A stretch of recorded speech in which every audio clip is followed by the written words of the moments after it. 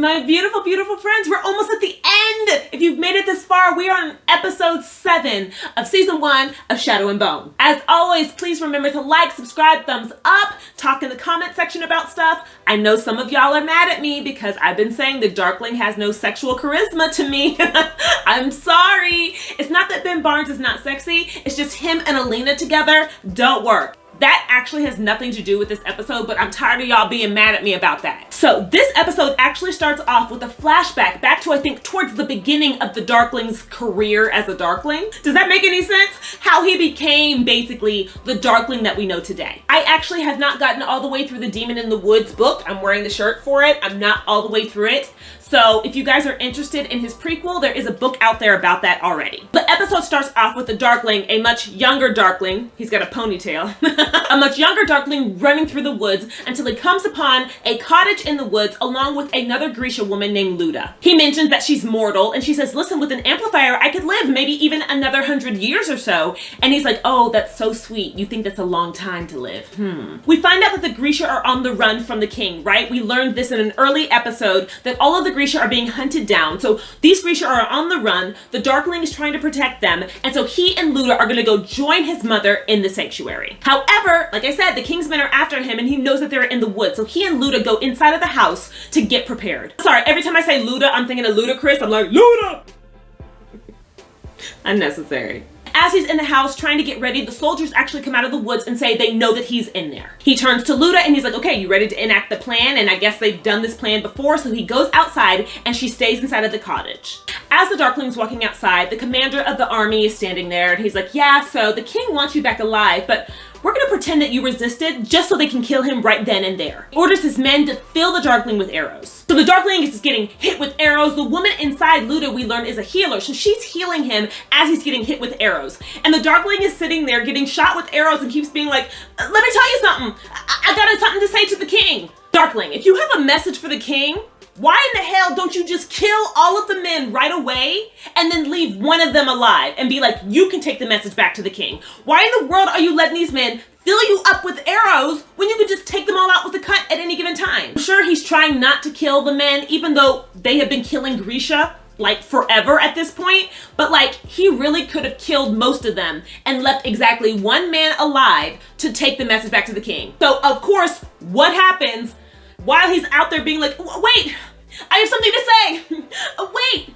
Luda gets captured by another soldier who walks into the house, takes her prisoner, and brings her out. The commanding officer is like, oh, did you think we wouldn't find you? You've been training Grisha all over the place. So what we're learning from this is basically back in the day, what, like almost 1,000 years ago, the Grisha weren't actually allied or trained or put together. Grisha were just kind of all over the country trying to make it on their own. And the Darkling has made it his mission for the past several centuries to get all of the Grisha together, get them trained, and make sure that they can protect themselves. So the Darkling, being incredibly afraid, seeing Luda there, is like, listen, take us both back alive. Like, at this point, I don't care. I don't have a message for the king. Just take us both back alive. But the motherfucking commanding officer is like, yo, my orders are that I only have to bring you back alive. I don't have to do that with her. And they stab her and she starts to die. And the Darkling starts to weep as Luda starts to fall down, and in his rage, he does the cut to all of them, killing all of them instantly. Darkling then rides Luda to the sanctuary where his mother and other Grisha await, and he's looking for a healer, but unfortunately, they only have a tailor. Reminder, a tailor is in the family of Corporealki, but they do the outside of your body. They can't really heal the inside of your body the way a healer can. So there is no one there to heal her, and she ends up passing away. And as she's there passing away, he repeats to himself that she's mortal. This is important to think about because this is why he wants Alina so much. Yes, he wants her for her powers, but also for him, she would be the first woman he would ever be able to be with who would have the same lifespan as him. Imagine how lonely he's been his entire life. This is also why he's so much more effective in the books. We care about him because he is incredibly lonely, and we feel his connection to Alina because he needs her too. Like, he needs her not just as a sun summoner, but he needs her because he's looking for a life companion. Yes, we all know you're not supposed to manipulate and or abuse your life companion. He goes about it fully the wrong way, but this is also why he feels a pull to Alina. Again, not just her power, but because finally, besides for his mother, he would have another person in his life to grow with for however long, for literally forever. He finally comes upon his mother, and she actually has very little pity for him. She's like, you brought this upon us. You went against the king. Now the king is hunting all of the Grisha. This is your fault. And he blames her right back. He says, I learned to be the way I am because of what you did to me. This is something that he does say in the books. Baghra made him who he is. And it is something that Baghra says later on in the book. She said, maybe I spoiled him too much. Maybe I didn't teach him the right way when he was younger. I wish I had done things differently. She asked him to flee. She's like, don't stay here. Flee to Kurt. Flee to Ketterdam. Flee away from here. And when the king dies, come back eventually when there's a new king, maybe several kings from now, when they need us, right? So they'll call for him when they need him, and he can come back in with a fully new name, fully new identity, and be someone else. But he's done with all the fleeing. He says he wants to be like Meritsova and use Murzost to create an army. For those of you guys that didn't see my full review, Murzost is basically like black magic. They don't deal with black magic. The Grisha do not deal with Murzost. It is incredibly dangerous to deal with Murzost. As Baghra says in this very scene, the little science, it helps feed you. Murzost feeds on you.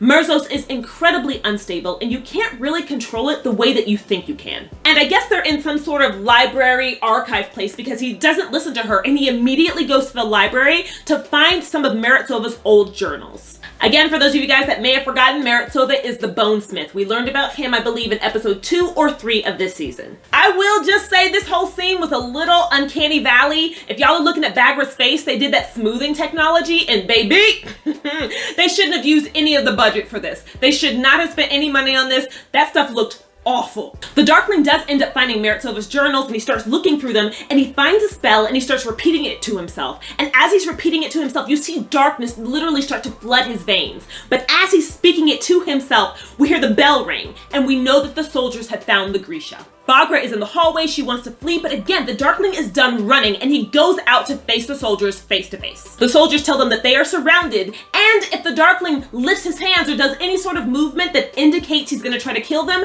they will kill all of the Grisha inside. So as the commander's like, just put your hands up where we can see them, and he says that we know the Grisha can't use their power with their hands up. Again, why are people saying exposition out loud? So silly. But as he tells the Darkling to raise his hands, the Darkling starts repeating that spell.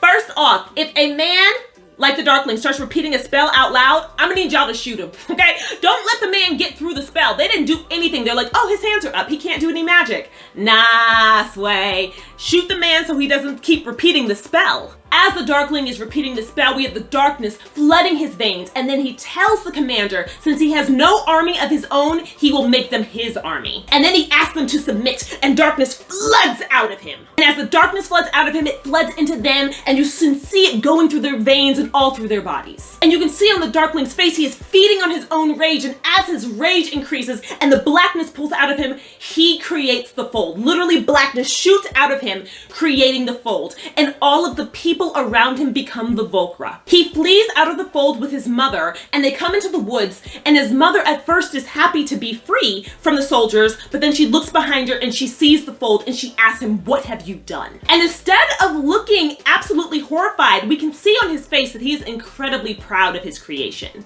I don't know about all of this. You would think that the man would find some sort of remorse. I think the Grisha that were in the sanctuary were even changed into Volcra. Like, this is what's so frustrating, I think, about this portrayal of the Darkling. He is a villain from start to finish. I just wish somehow, again, if we had 1 to 2 more episodes, we could have just spent more time with the Darkling. Honestly, I would have loved an entire episode of the Darkling's life. I would have loved him as a kid. I would have loved him at this point. I would have loved to see him on the run. I would have loved to see him fall in love with women and watch them die. I would have loved just an episode, a bottle episode that was just for the Darkling, so we could understand his motivations more. Because as it is, all we have is a villain from start A to start B to start C, and then we're done with the story. And that's not fair. That's just not fair to the actor, and it's not fair to this character who's actually one of the more complex characters in the books. We now cut to the present where the Darkling is in the Fjorden Wood looking for Alina, and David can sense her. Remember, she's wearing that ring, and David can sense her through that ring. The story then cuts back over to the crows. Anesh is still not doing well. She was injured the night before in that fight with Polina, who was the other Inferni twin. They're all out of funds, and they're actually not quite sure how they're gonna get out of town and how they're gonna get back over to Ketterdam. And since Anesh is still not doing well, she pulls up her shirt and she sees that she's still bleeding.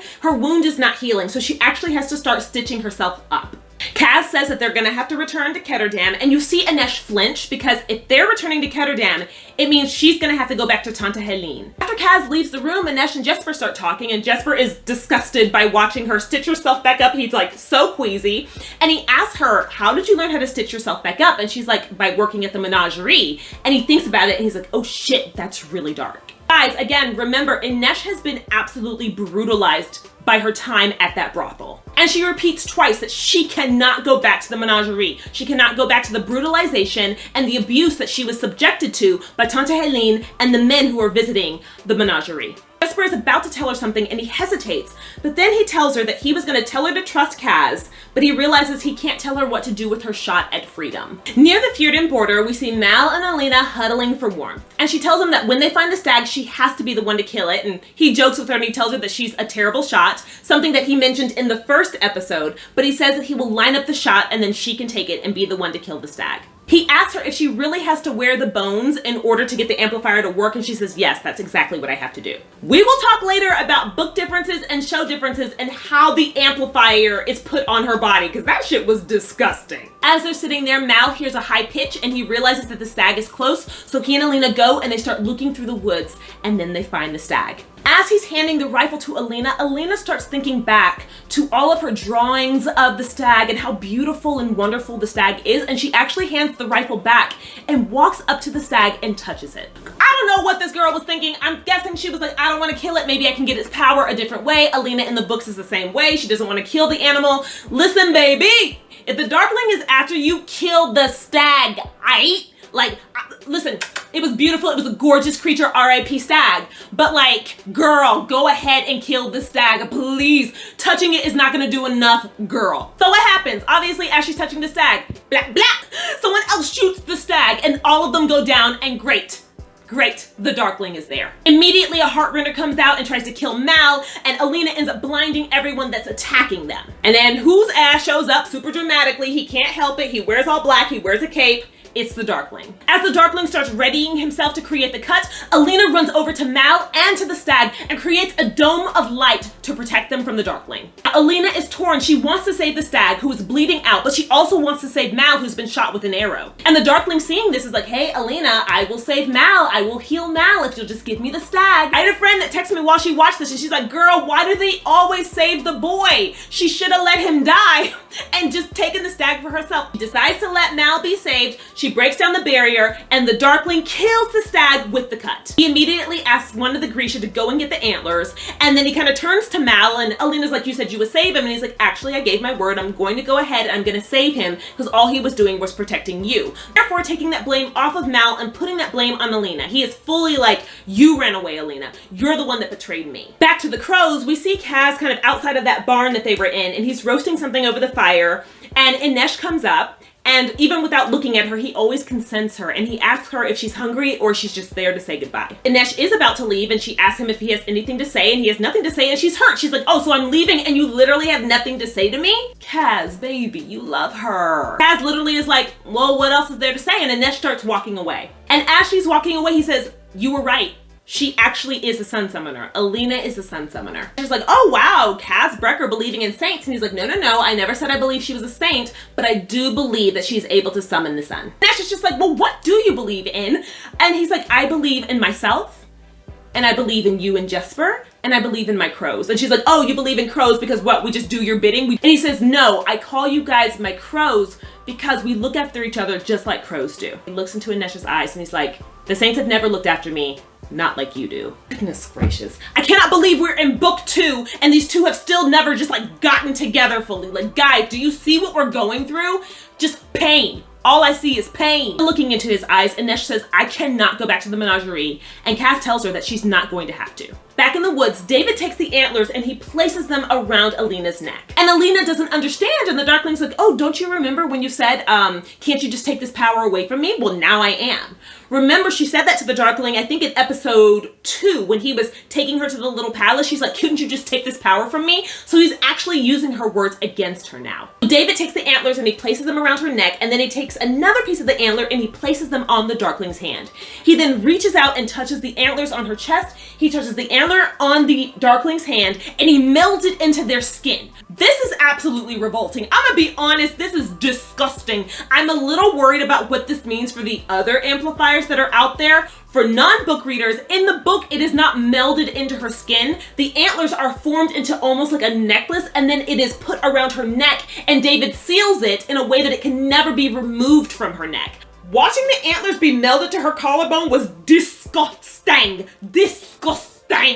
And now that those things are melded into their skin, the Darkling has full access to her light. He walks forward to her and she's trying to back away, saying, no, it's my power. And he brings forth the light, like literally brings forth the light from her in an incredibly violating way. And as he's controlling her power, you just see him kind of looking up at the ceiling, luxuriating in his villainy. Oh, like I just want something else from this. And I understand this is the performance that we're getting, and I'm gonna try not to complain, but I will through this episode and probably episode 8. But it's just like this whole episode has a lot of Ben Barnes just like being like, I'm evil, I'm evil, I'm evil. And like, yes, you're evil, but what bad guy thinks they're actually bad, right? What bad guy actually thinks like, oh yeah, I love just being a villain? What makes bad guys so interesting is that they always think they're doing the right thing. Now, the Darkling does think he's doing the right thing. I just think the performance in terms of him luxuriating in the violation of Alina is kind of gross. Back on the other side of Ravka, the crows are there and they're kind of on the lookout because they found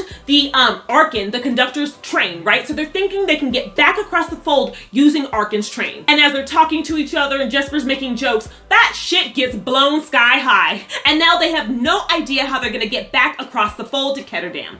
Alina, clearly shaken and despondent and also violated, arrives back at that war camp in a carriage with Ivan. As she's being taken to her quarters, she sees Mal. They actually pass by and she's screaming for him, he's screaming for her, but obviously they don't allow the two to reunite. She eventually arrives in the Darkling's tent and she goes to look at herself in the mirror, and we just see this disgusting like antler collarbone thing, which every time they show it, I'm just like, ugh. And as she's looking at herself, we hear a voice say, you look awful. And who is it but Jinya wearing a new red kefta? And at first, Alina is super excited to see her. She runs up to Jinya because, you know, Jinya is one of her closest friends, and she tells her, we need to get word to the king about what the Darkling is doing.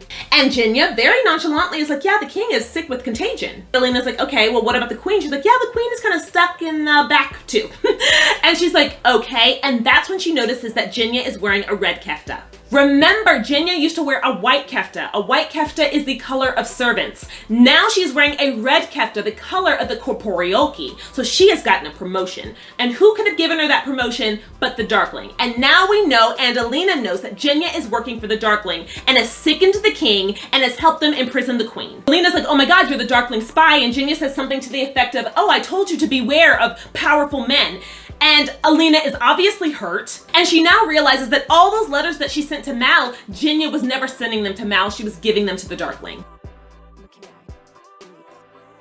And Jinya explains to her that friendship was not a luxury that she could afford. Remember, Jinya has been raped by the king countless times over probably the last 10 years of her life. She says when she was younger, she used to try to fight the king off. And she says that she's been waiting years for her revenge because she wanted to bring him a fight that he couldn't fend off, the same way she couldn't fend off his rape. And she asked Alina very honestly, like, wouldn't you have done the same thing? And Alina says that the king deserves her vengeance, but the Darkling does not deserve Jinya's loyalty. Very good point. The Darkling deserves just as much fault as the king does, to be perfectly honest. The Darkling has known that Jinya was being raped. There's no way he doesn't, because he knows about everything happening in the little palace and the big palace. There's no way that he doesn't. And you have to remember, he's been using Jinya as his spy. That's why he gifted Jinya to the queen. So the queen has been mistreating Jinya for years, and then Jinya's also been raped by the king. The Darkling was using Jinya just as much as anyone else. And so yes, Alina is right. You should be just as mad at the Darkling for all of this. Jinya says, I'm his soldier, and Alina's like, no, all of us are the Darkling's pawns, and this upsets Jinya, and she walks out. I want to be perfectly clear that I'm not blaming the actress who's playing Jinya for this. She's an amazing actress. They did Jinya so wrong this season. Jinya is supposed to literally be Alina's like next best friend after Mal, right? Jinya is the one that she has a relationship with in the castle. Jinya is the one that is her best friend at the little palace. She's the one that she tells everything to. This moment is supposed to be incredibly hurtful. Think what you would do if your best friend, if you found out that your best friend has been spying on you, lying about you, and betraying you to other people. I mean, would this not be incredibly hurtful?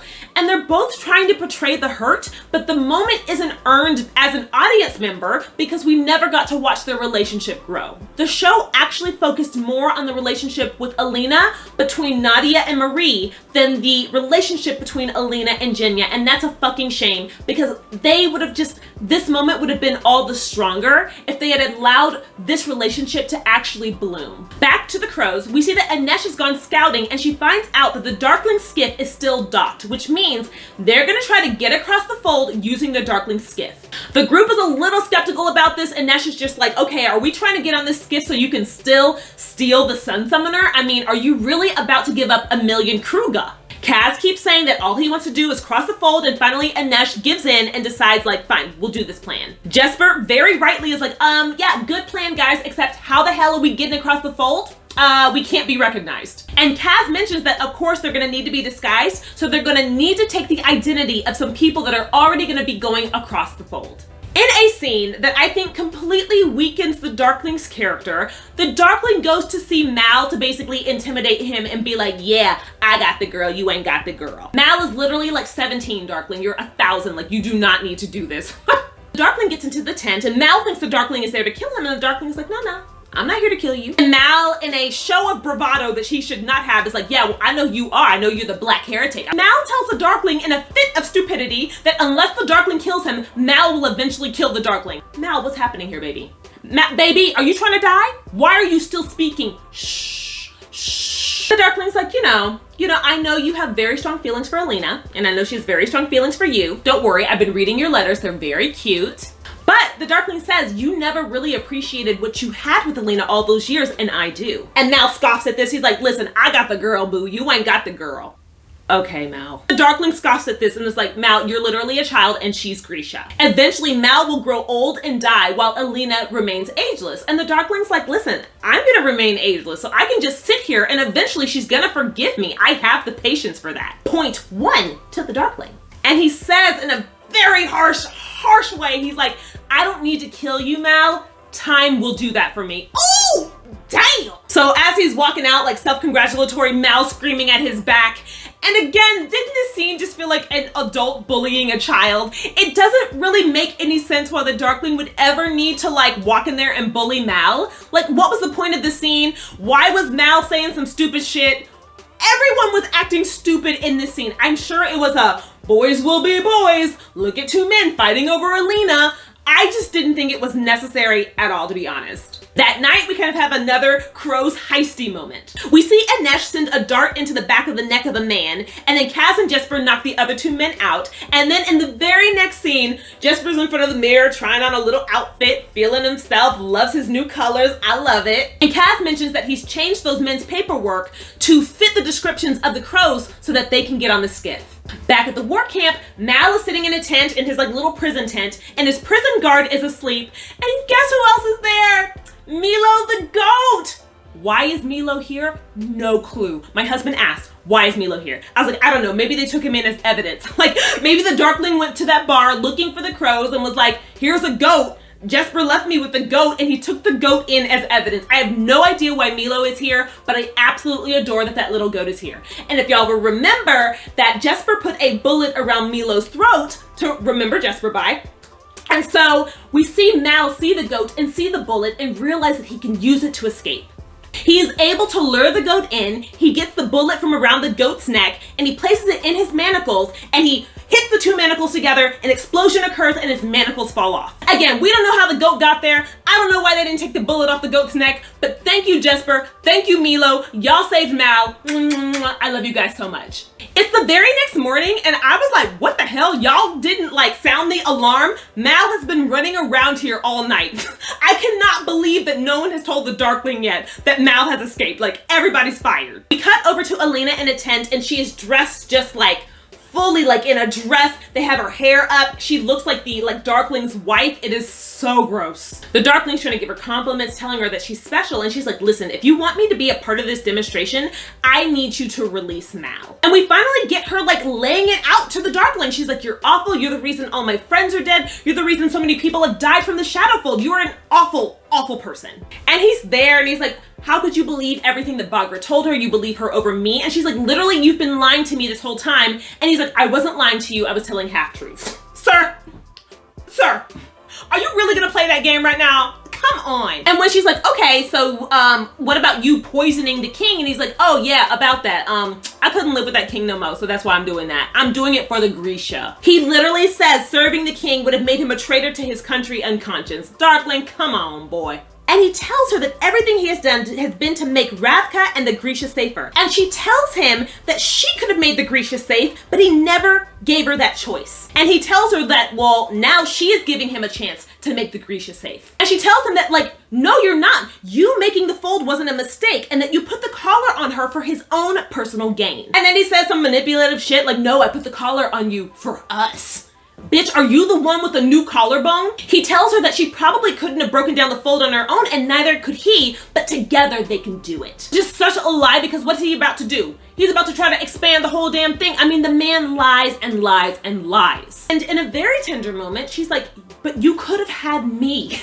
It didn't just have to be this. You could have had me. You could have had me as your equal. She says, but instead you turned me into this, and she touches her collarbone. And she tells him very rightly that he doesn't care who suffers as long as he wins. And then the Darkling is like, fine, make me your villain. And he walks out, and the whole time, a few different things. One, I wish they had really shown us seeing Alina really fall in love with the Darkling, seeing her like, or not maybe in love, but on her way to that. What I saw was Alina horny as hell, and I get it, girl. But I didn't really see her really connect to him on a different level other than like extraordinary amounts of lust. So her saying that he could have had her didn't feel like a moment that I really felt, because we didn't really quite get to that. I think all we had was like episode 4 and 5 to watch the relationship start to work out before it ended. And so that moment didn't quite feel earned to me. Again, also the Darkling saying, make me your villain, was not earned. Sir, you have been a villain. Nobody gotta make you a villain when you been the damn villain. And as he walks out, Alina looks all heartbroken. And again, I'm like,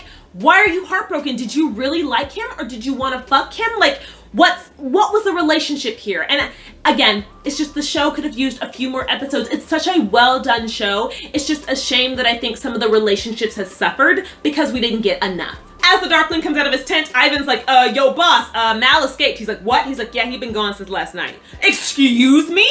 Could you guys find him? Thank you. The crows head over to the skiff and they give their papers to like their boarding agent. Like they gave their boarding pass to their boarding agent, and then they walk towards the skiff. And Alina comes out of the tent and is joined by the Darkling, and she also starts walking towards the skiff.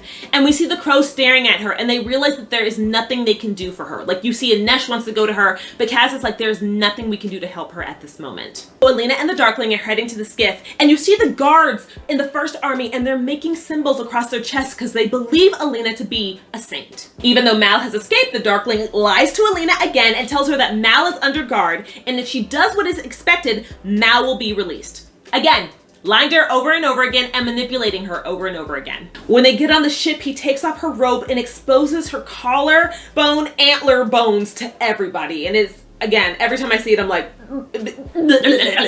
Oya is a squaller, and she starts pushing the wind with her powers, and the skiff starts to enter the fold, and we see all the courtiers and all of the people on deck looking incredibly terrified as the ship is going into the darkness of the fold. And one of my favorite moments of the episode, Jesper says if he dies, make sure they have an open casket, and Kaz tells him that there will be no deaths that day, and then they say their catchphrase, which I love the catchphrase. One of them says no mourners, the other says no funerals. And we are now into the fold, friends, and on our way into episode 8. I complained a whole lot here. Did I enjoy the episode? Yes. Again, I liked all of the episodes. I love this show. I think it's such a well done show. What I'm just really realizing on my rewatch is how upset I am that they didn't spend any time building the Darkling up. He deserves more than a 15-minute flashback. Like, he is a completely complex character, and if we're gonna spend time on he and Alina's relationship in the next few seasons. They need to have built up their relationship this season. And I just get very frustrated and I get very sad, again, as an actor, to watch another actor who is doing a great job, but just knowing that like there's just a little something missing, and what was missing was more time. What was missing was more development. And that it just sucks, because I love this character.